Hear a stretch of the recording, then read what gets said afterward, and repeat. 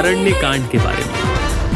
कुछ समय तक चित्रकूट में निवास करने के बाद राम जी जानकी माता और लक्ष्मण जी के साथ आगे की ओर प्रस्थान करते हैं।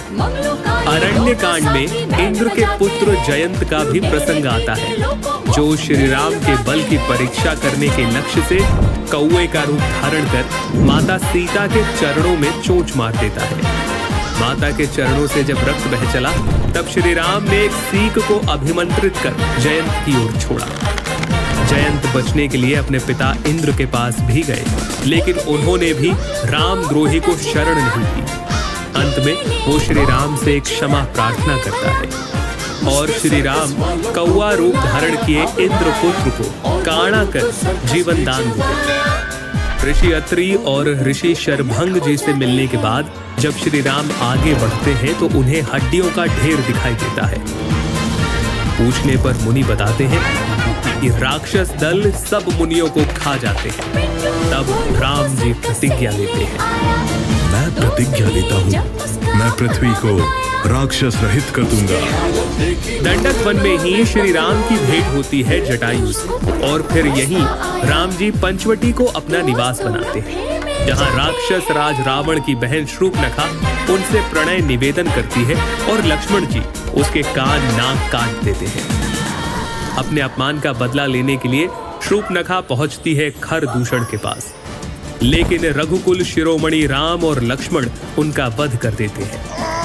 अब शूर्पणखा जाती है अपने भाई रावण की सभा में।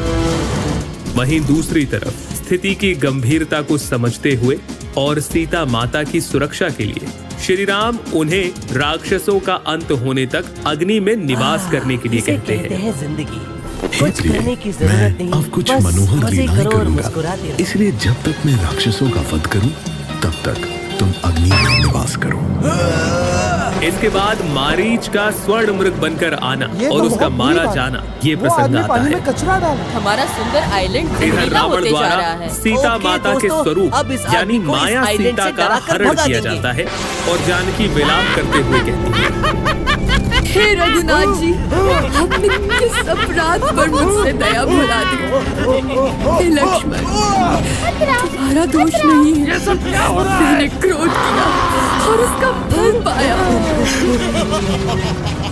रास्ते में जटायु ने सीता माता को बचाने के लिए रावण से युद्ध किया। मुझे नहीं लगता दोस्तों कि हम उसे वापस इस आइलैंड पर कभी देखेंगे। और रावण ने उसके पंख काटकर उसे अधमरा कर दिया। फिर राम जटायु संवाद और शबरी से श्री राम की भेंट, जहां शबरी उन्हें पंपा सरोवर जाने का सुझाव देती है और इसी के साथ अरण्य कांड की समाप्ति होती है।